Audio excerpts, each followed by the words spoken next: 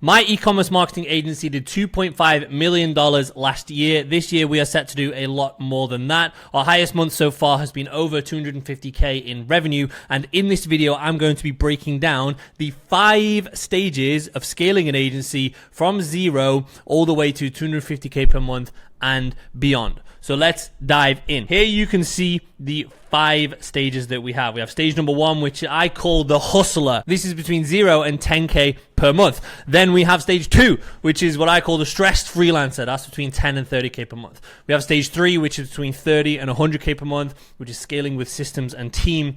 Then we have stage 4, which is 100 to 250K per month, which is exiting the bedroom agency. And then we have stage 5, which is 250K per month plus, which is where you become a true business owner.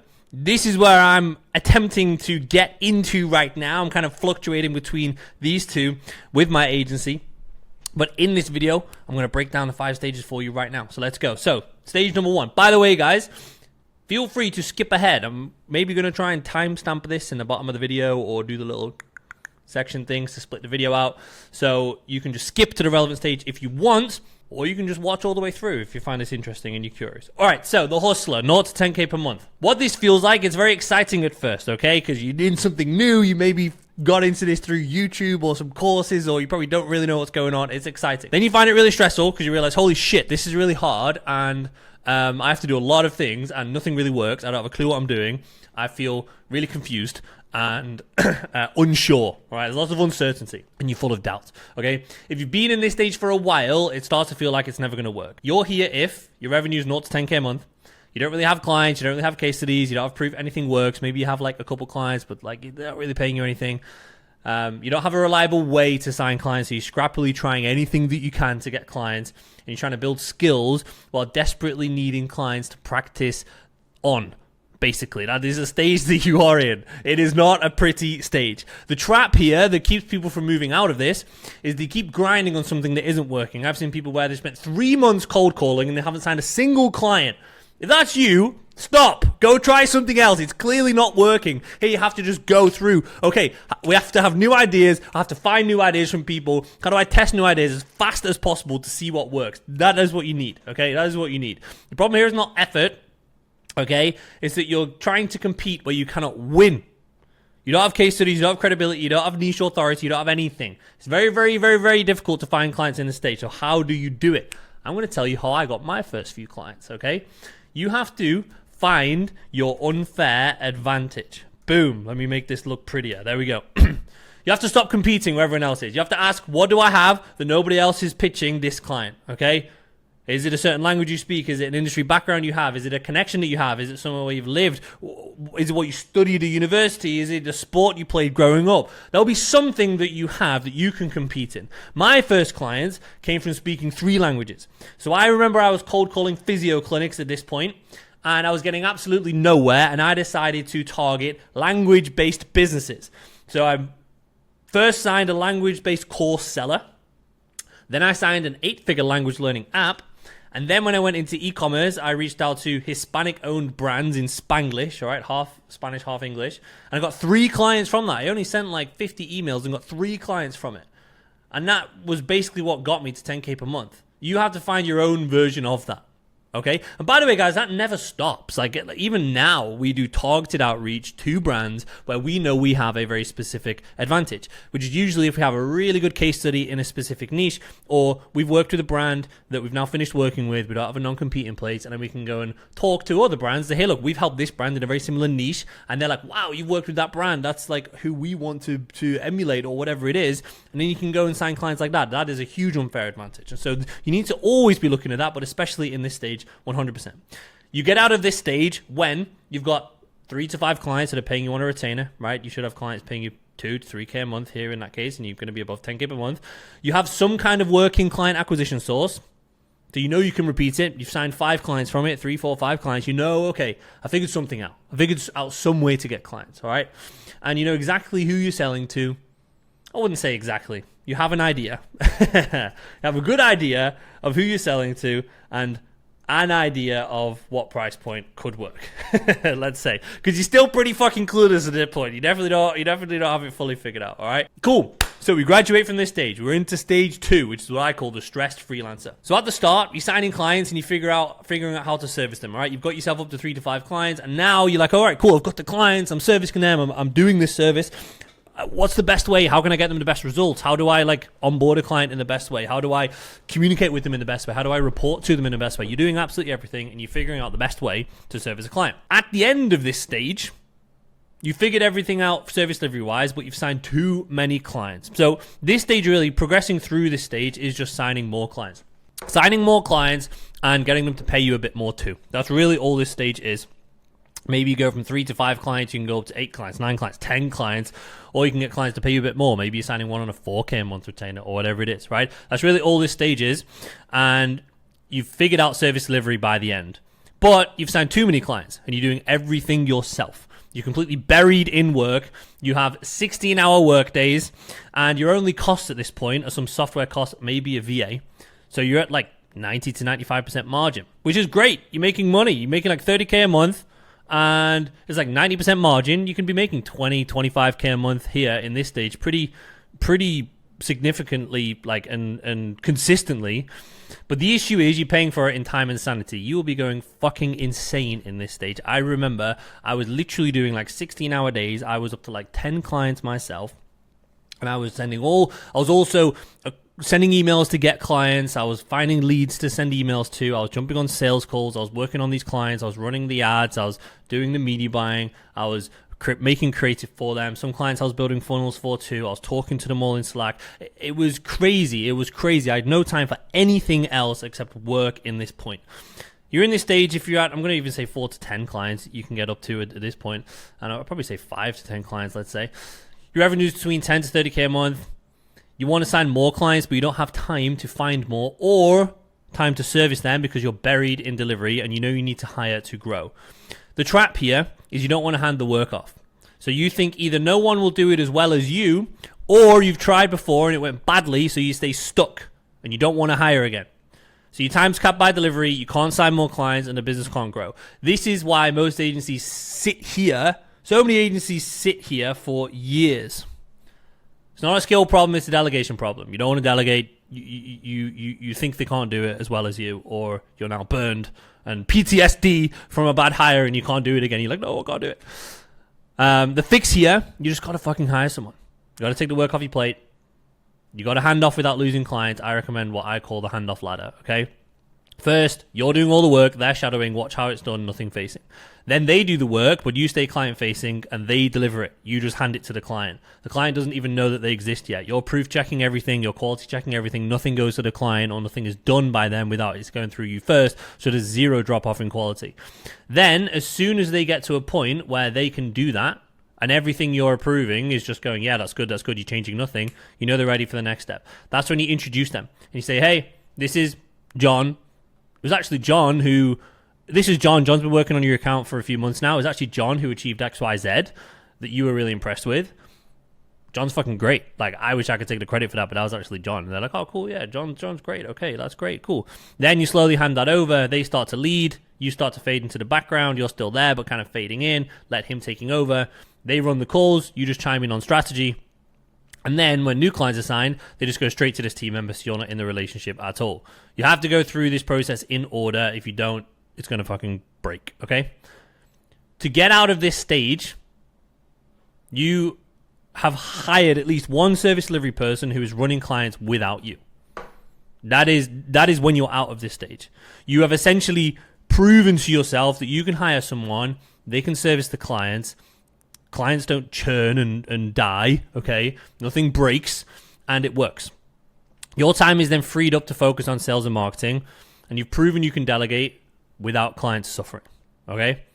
Now we're on to the exciting stage. I fucking love stage 3. Stage 3, man, is... Woo! That's such a good stage in an agency, man. Stage 3 is so fucking good. Like I said, I'm in stage 4, moving into stage 5 right now, but bro, stage 3...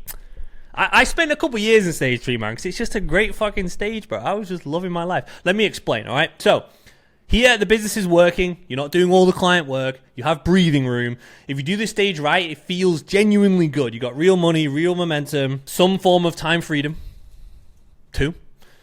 And you unlock the first taste of financial freedom without being chained to your desk. When you're at this stage, guys, you should be able to be at like 50% plus net. If you're not, there's a problem in your agency. You've structured something wrong. I will help you fix it if you want. But you should be at like 50% net here in this case. The issue here, though, is that every decision still comes back to you, and margins get hard if you don't plan properly, which is what I was just talking about.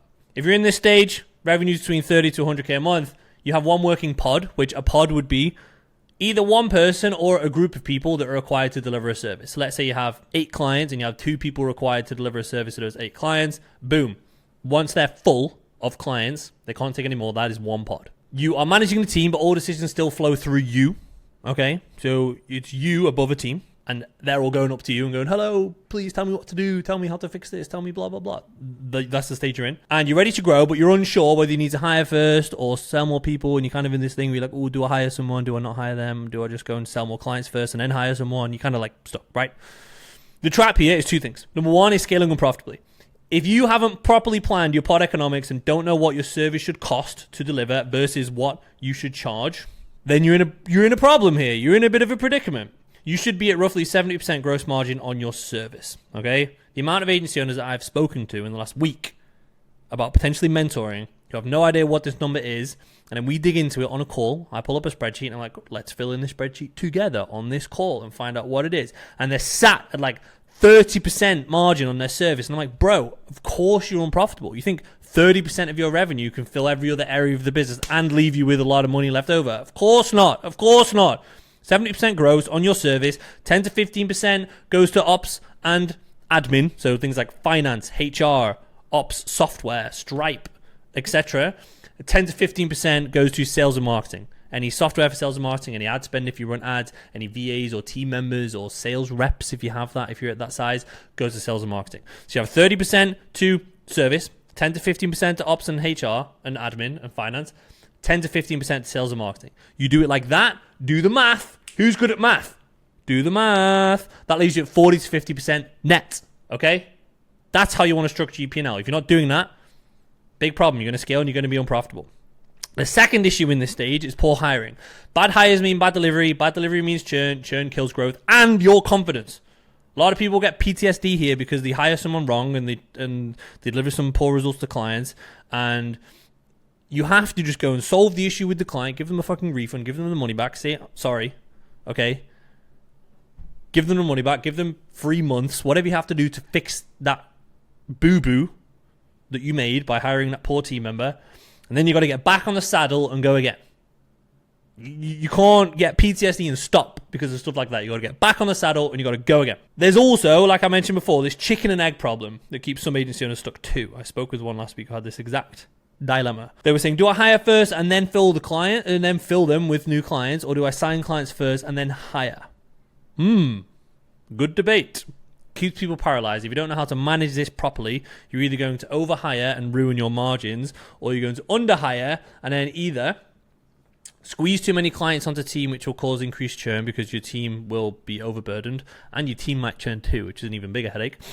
Or you will lose clients in the sales process, right? Because you have to have them on too long of a wait list and they're like, no, I need help right now. And then they just go somewhere else. Okay. So you have to learn to balance this very, very well, which is something I help a lot of my clients with when I mentor them on scaling their agency. The fix here is you need to get good duplicating out a pod system. So you have one working pod, all right? You're at like 30K a month or whatever it is, 30, 40K with one pod, okay? You've got a small little pod, all right? Some of our pods now are much higher revenue than that, but you have a small little pod. And there's 1 or 2 people servicing those clients. All you have to do now is duplicate it out. Each pod is like a mini agency. That works well. What if you just build a second one and a third one? Well, you're going to be at 30K, 60K, 90K. Ooh, look at that. And that's really all this is. You hire another person, you fill them with clients, you do it again, 3 pods, you're at 90 to 100K a month, if that's what it is. Maybe you have a bigger pod of 50K. Depends on your agency. But the point is, you will have a unit that works well. You just need to duplicate it out. To do that, you need 3 things. Sales and marketing generate enough volume to fill new capacity. Hiring quality good enough to bring people in who can actually deliver. And pod economics you understand, which means you're actually profitable as you scale. Okay, that's it. That's it. If you can sign the new clients, you can hire the people to service those clients in the same structure that you already built that works. And you know that structure you built that works operates at the margin you want it to operate at. Boom, boom, boom. You do that 3 times. 50% net business. Boom. Easy. That is it, guys. I love this stage. This is great. If you start to scale this bit too far, you will then become very, very, very, very busy because every question is coming up to you because you don't have any leadership. And so I really recommend agency owners, get a leader. Start developing a leader in your agency as early as you possibly can. As early as you can. Honestly, if I could go back, my very first service delivery team member I would hire would have been someone with leadership capability. And that's what I would recommend you do right now. The very first person you hire, you want someone with leadership capability. But if you haven't done that and you're in the stage, then hopefully there's someone in your team who's already there, who can. And if not, your next hire absolutely has to be someone who has the ability to lead and manage. And so you need to invest in this person as early as you can. My COO now in the agency, he came on when I was at like 40K a month.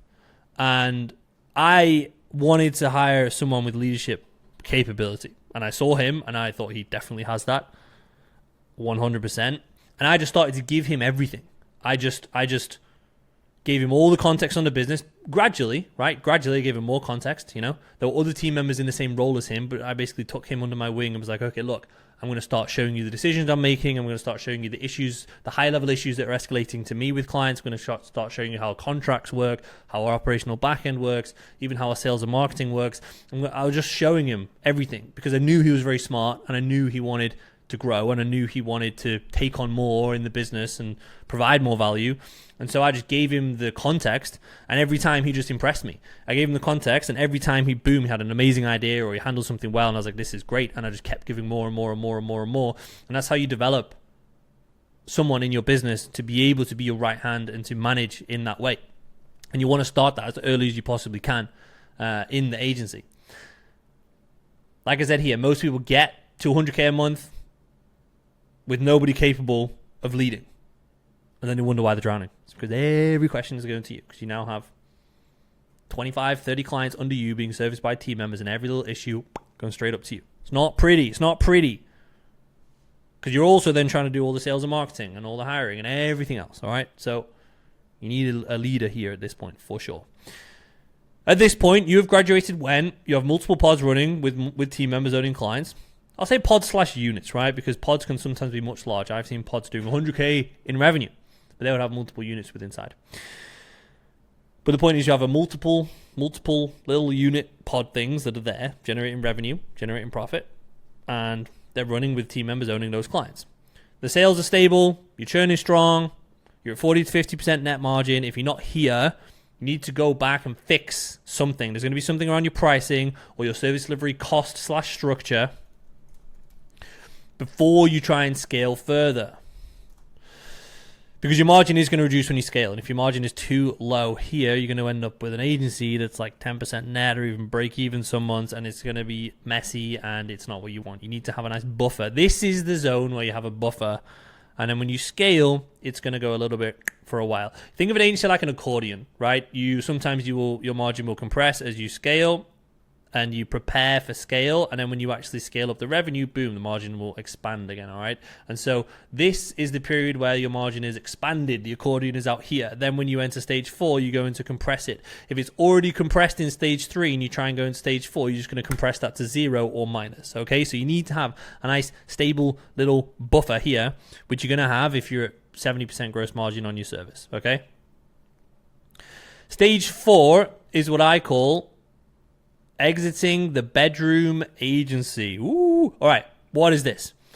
This is going from 100. This is scaling past 100K a month, basically, right? I would say this is the hardest stage I've been in so far. The problems you have are way bigger. There are a lot more of them, and they arrive faster than you can solve them. Your margin will compress at times, and you'll be working a lot more hours than stage 3. To be honest, guys, stage 3 can be really fucking chill.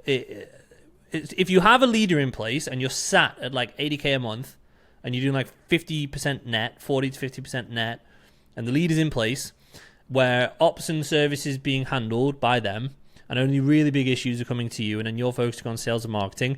You're not that big that you need a huge influx of clients every month. And I remember I was in Colombia at this stage, and I was just living my life. I was working a few days per week. I was mainly just overseeing the marketing side, taking sales calls, and then helping out with any larger issues on delivery. Working a couple of days a week, like I said, doing like 80K a month at like 50% net, pulling in like 40K a month profit. And it was just like a really nice time to sit in, and I just enjoyed my life. I was in Colombia, I was fluent in Spanish, I was doing a triathlon, I was going to crazy parties and just like, you know, experiencing the culture and just having a great time, with my friends. And I loved it. But I wanted more, guys. I wanted more, which is why I went on to the next stage. So, this stage, you're working a lot more hours than you are in stage 3. You got to go all in this stage. The important thing here is, even a 100K a month agency is still a bedroom agency. If it's just you plus people doing what you tell them, if you just have a bunch of minions and you're Mr. Master Minion who is just telling everyone what to do, it's a bedroom agency. You're leading strategy, you're taking sales calls, you're managing absolutely everything in the business. The business will not function without you, it will die without you. Your team is just following your lead. Stage 4, though, is where you turn this into a real business. You get real leadership, real management systems, real hiring systems, real finance, real infrastructure. This stage, you're between 100 to 200K per month-ish. Okay, you can get to maybe stage 5. You need to progress at like 200K a month instead of 250. It kind of depends on how big your clients are. I'll explain that in a moment. But you're still personally taking every sales call. Every decision and escalation still comes back to you. Higher level decision and escalation. You have no real leaders. And what I mean by this is you might have someone who's managing the team, but from a decision-making point of view, no one can make calls without you, right? You are still the owner of every area of the business, really. And you have no real financial reporting or management structure, right? To exit the bedroom agency, you need to clean all this up and you need to do these things, all right? Not really this, but these 3, okay? The main trap here, though, guys, is that you are firefighting instead of building. Let me explain why. Problems arrive faster than you can solve them, and you spend every day putting out individual fires. You feel productive, but you're busy. The fires keep starting, but you never fix the root cause. Key example. If a client escalates, the question isn't, how do I calm them down? It's what system prevents this from happening again. If a hire didn't work, it's not, let's just go hire someone else. It's what is broken in our hiring process. Guys, we spend so much fucking wasted time in this stage by doing that. By constantly just putting out fires, constantly just running around like headless chickens, fixing these things. Boom, we need to fix this, we need to grow, we need to scale, we need to fix, bam, bam, bam. But we weren't doing anything compounding. We weren't actually solving the root causes of our issues. And we only started to fix this when we carved out time every week for root cause work. Even when the fires are screaming, you've got these fucking alarm bells going off. Whoa, big fucking urgent issue. And you have to go, sorry, man, I'm looking at you in the afternoon. So my morning right now is solving these root cause issues. And that's a very hard thing to do. And that took us a very, very long time to be able to do. But if you don't learn how to do that, you're going to be on a treadmill that gets faster every single week. Okay? The main fix here, guys, that you have to go through is you as the founder, you cannot own every area of the business. You can't own sales, marketing, ops, finance, HR, and service delivery at this size, okay? You have to pick one. You got to pick one. You got to pick sales and marketing, or you have to pick operations and delivery.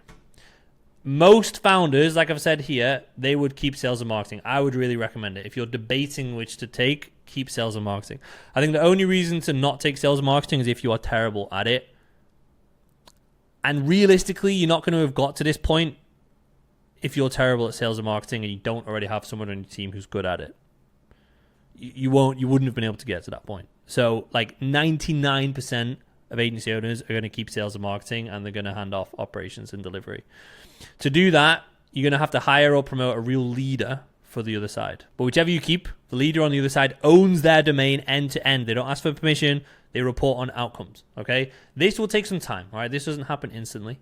But our COO in the business, for example, now, he reports to us. We'll brainstorm every week, okay, what do we want to do? And we'll usually agree on things and decide together. But if he really pushes back on something, like, we're going to go with what he wants to do. It's his domain. He owns that domain. That's his area. He has accountability. He has responsibility. If he believes he should do something and we disagree, he needs to fight for it, and he'll go and do it. And then he'll have all the status and the celebration and the glory of getting that right when we were wrong. It's his domain. He owns it. That's where you need to get to at this point. Not an easy thing to do, but you need to get to this point. Okay? If you're trying to hire this person, you need to promote internally first. If you've developed a leader in stage 3, this is the moment, okay? You know, the work ethic, the culture fit, you can hand off decisions one by one. You can get them doing everything for you, but give them the title last. Do not go fucking giving people, like, super high-level titles early on. Everyone regrets it when they do it. You want to give the title last. First, give them the responsibility, get them to prove they can do it. Then, once they're fully proven they can do it, then you can give the title, okay? If you don't have anyone internally, you need to poach someone.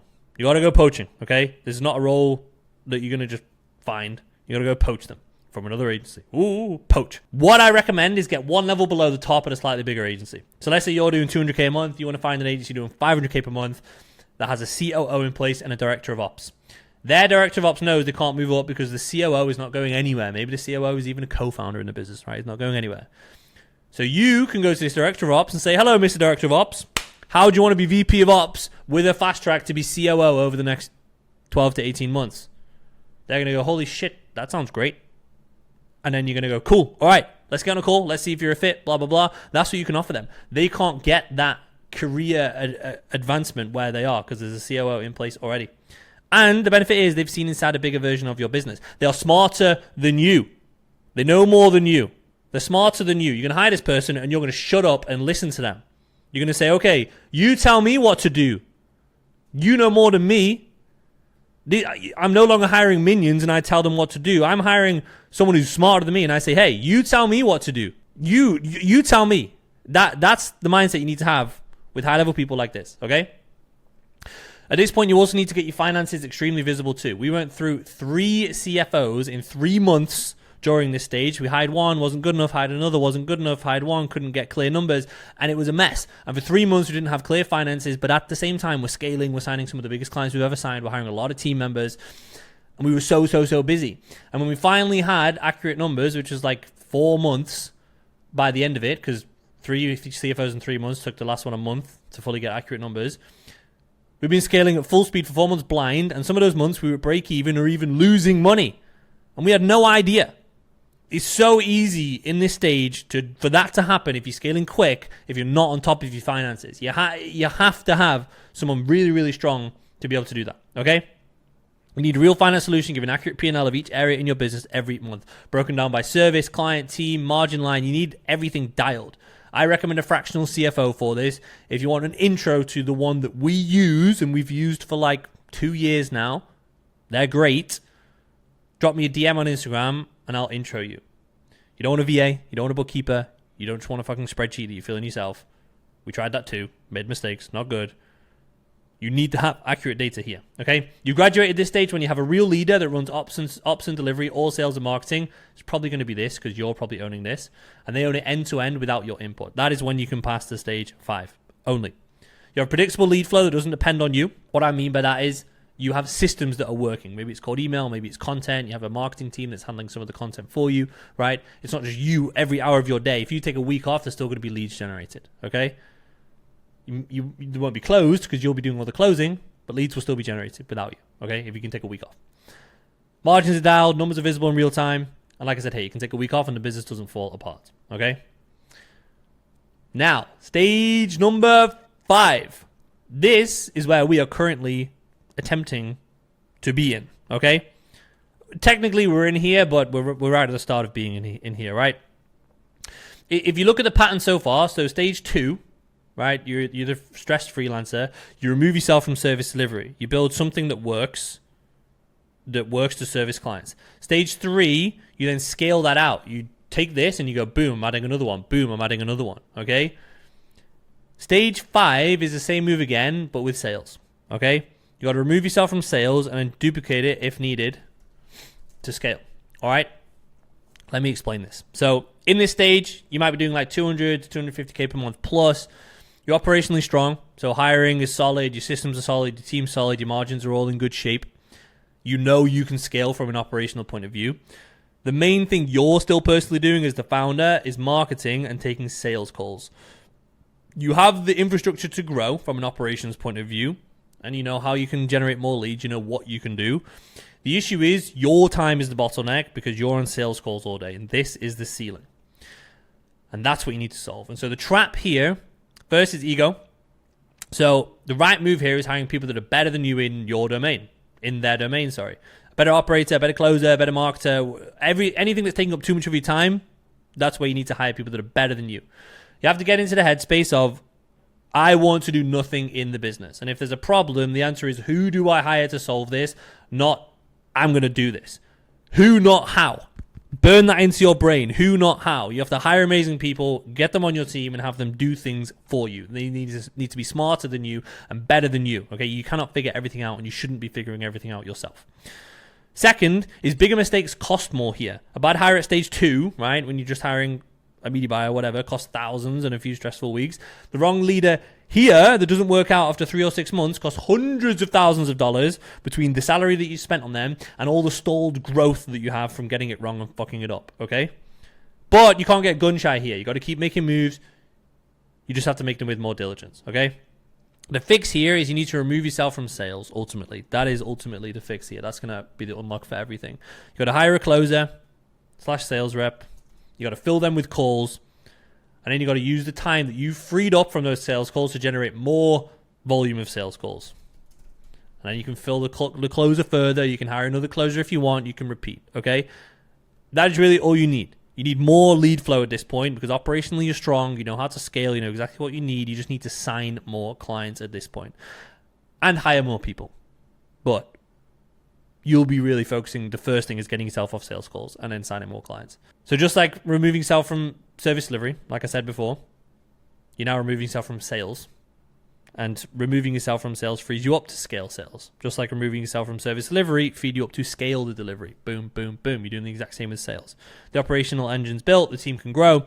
The only thing capping you was you in the sales seat. And that is what we're working on right now, is removing my business partner, currently handles all sales. He's pretty much on sales calls all day now at this point.